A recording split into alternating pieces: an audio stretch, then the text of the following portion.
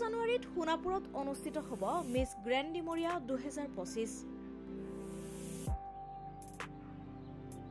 প্ৰথমবাৰৰ বাবে অনুষ্ঠিত হ'ব এখনি ব্যতিক্ৰমী সাজপাৰ প্ৰতিযোগিতা। 12 জানুৱাৰীত সোণাপুৰৰ যুগদল কৰচিয়া ৰাজহুৱা প্ৰেক্ষাগৃহত অনুষ্ঠিত হ'ব প্ৰথমবাৰৰ বাবে মিছ গ্ৰেণ্ড ডিমৰীয়া 2025 চেপ্টাৰ 1। উল্লেখ্য যে ৰাজ্যৰ কেইবাখনো জিলাৰ প্ৰতিযোগীয়ে অংশগ্ৰহণ কৰিব এই ব্যতিক্ৰমী সাজপাৰ প্ৰতিযোগিতাখনিত। ইতিমধ্যে এই প্ৰতিযোগিতাৰ সৈতে সংগতি ৰাখি বুধবাৰ আৰু বৃহস্পতিবাৰ দুদিনীয়া কাৰ্যসূচীৰে গ্ৰুমিঙৰ ব্যৱস্থা কৰা হৈছে।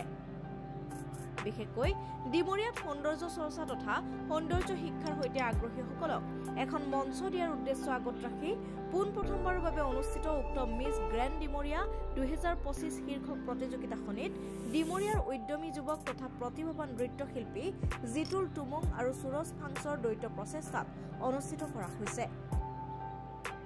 আনহাতে এই প্ৰতিযোগিতাত অসমৰ সাংস্কৃতিক ক্ষেত্ৰৰ লগতে বিভিন্ন ক্ষেত্ৰৰ সৈতে জড়িত কেইবাগৰাকীও বিশিষ্ট ব্যক্তিক আমন্ত্ৰণ জনোৱাৰ কথা সংবাদ মাধ্যমৰ আগত জানিবলৈ দিয়ে মিছ গ্ৰেণ্ড ডিমৰীয়া 2025ৰ উদ্যোক্তা জিতুল টুমুং আৰু তেখেতৰ সহযোগী কৰ্মীবৃন্দই।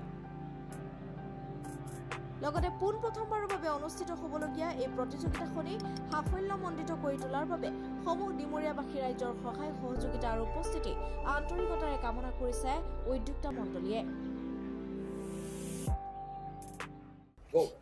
হয়, নমস্কাৰ। আপোনালোকক ৱেলকাম জনাইছোঁ। লগতে আপোনালোকৰ থ্ৰুৱেদি আমি অৱগত কৰিব বিচাৰিছোঁ যে আমি অহা 12 তাৰিখ মানে ছানডে সন্ধিয়া ঠিক 4 বজাৰ লগে লগে আমি মিছ গ্ৰেণ্ড ডিমৰীয়া টাইটেল আমি প্ৰথম সংস্কৰণ আমি অনুষ্ঠিত কৰিবলৈ লৈছোঁ। আৰু আমি যোৱাকালিৰ পৰা আমি গ্ৰুমিং কৰাই আছোঁ ইয়াতে। তো আমাৰ কেণ্ডিডেট বহুত ডিষ্ট্ৰিক্টৰ পৰা আহিছে, নগাঁও, মৰিগাঁও আৰু ৱেষ্ট কাৰ্বি আংলং, লগতে আৰু আমাৰ কামৰূপৰ আছে। তো সকলোৱে আমাক সহায় সহযোগিতা কৰিছে। আৰু আমি অহাকালি ঠিক 4 বজাৰ লগে লগে যিহেতু আৰম্ভ হ'ব, আমাৰ লগত বহুতো চেলিব্ৰিটি আহিব। আমাৰ অসমীয়া ইণ্ডাষ্ট্ৰীৰ পৰা, কাৰ্বি ইণ্ডাষ্ট্ৰীৰ পৰা, আকৌ বড়ো ইণ্ডাষ্ট্ৰীৰ পৰা আহিব। লগতে আমাৰ গণ্যমান্য ব্যক্তিসকল আহিব। আৰু আমি বন্তি প্ৰজ্বলক হিচাপে, মুখ্য অতিথি হিচাপে আমি আমন্ত্ৰণ কৰিছোঁ আমাৰ ভাৰতীয় জনতা পাৰ্টি কাৰ্যালয় সম্পাদক সুজিত বিশ্বাস, তেখেত থাকিব। লগতে আমাৰ স্থানীয় সোণাপুৰ মণ্ডলৰ নৱনিযুক্ত সভাপতি শুক্লেশ্বৰ দা থাকিব। লগতে আমাৰ স্থানীয় ব্যক্তিসকল থাকিবই। তো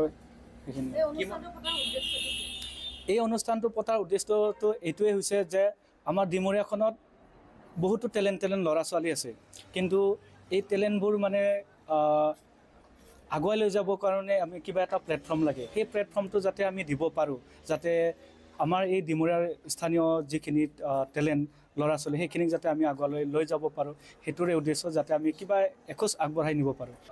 গ্ৰুমিং কৰি থকা হৈছে। হয়, এতিয়ালৈ আজিলৈ 50 এবভ আছে, 50 এবভ আহিছে আৰু অহাকালিলৈ আহিব।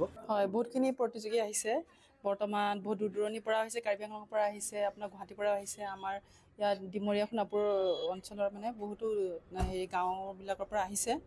গতিকে এতিয়া আমি নতুনকৈ কৰিছোঁ যেতিয়া সকলো মানে কণ্টেষ্টেণ্টে আপোনাৰ নতুন গতিকে সেনেকুৱা কৰি থকা সেনেকুৱা ধৰক নাই। এতিয়া মডেলছ সেনেকৈ সকলোৱে নতুন, কিন্তু নতুন যদিও আমি তেওঁলোকক প্ৰশিক্ষণ দি আছোঁ।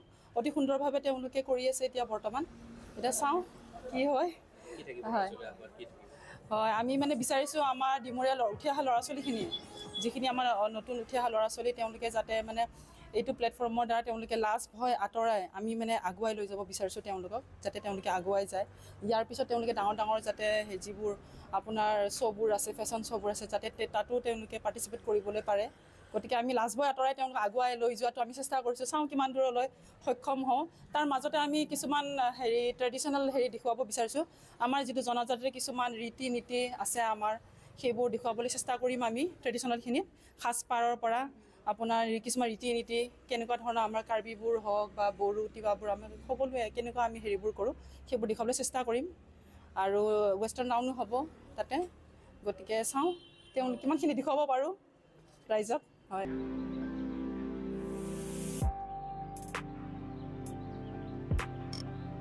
সোণাপুৰৰ পৰা পূৰবী কাশ্যপৰ ৰিপৰ্ট, সংবাদ লহৰ।